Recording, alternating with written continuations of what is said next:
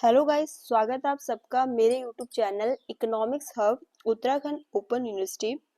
तो जो हम इसमें चैप्टर 4 पढ़ रहे थे, ठीक है। तो हमारा चैप्टर 4 था natural resources and Indian economy.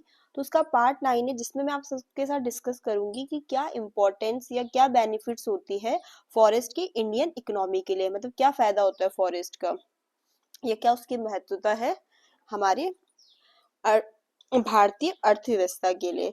तो उसको इन्होंने दो तरीके से बता रखा कि कुछ उसके डायरेक्ट बेनिफिट्स भी है और कुछ इनडायरेक्ट बेनिफिट्स भी है। तो पहले हम उसके डायरेक्ट बेनिफिट्स के बारे में जान लेते हैं इस वाली वीडियो में, जो है हमारा पार्ट 9। ठीक है।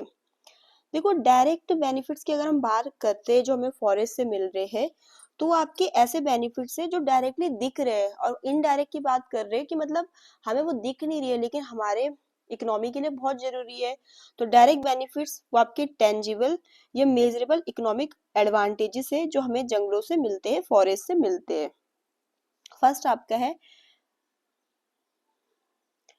Timber and wood products. देखो, India one of the major producer है किसका? टिम्बर और वुड बेस्ड प्रोडक्ट का। जो इसकी इंडस्ट्री से कौन कौन सी है, जैसे प्लाईवुड की होगी, फर्नीचर हो गया, पेपर हो गया, कंस्ट्रक्शन हो गया, हैंडीक्राफ्ट हो गया, इन सब में ये आता है। तो गवर्नमेंट इन सब चीज से रेवेन्यू तो अर्न कर रही है, टिम्बर के एक्सट्रैक्शन से, फॉरेस्ट को लीज पे देके, सेल करके। और इतना ही नहीं, ये एम्प्लॉयमेंट भी तो जनरेट कर रहा है। ठीक है, तो पहला बेनिफिट तो इसका ये हो गया, timber and wood products. Second है आपका NTFPS, जो है आपका नॉन टिम्बर फॉरेस्ट प्रोडक्ट्स। अब देख लेते हैं कि हमारे नॉन टिम्बर फॉरेस्ट प्रोडक्ट्स में कौन से प्रोडक्ट आपके आ जाते हैं।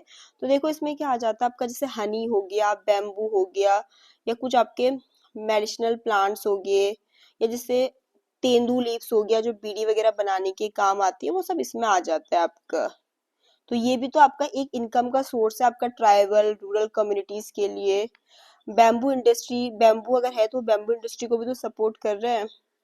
थर्ड आपका फॉरेस्ट बेस्ड इंडस्ट्री।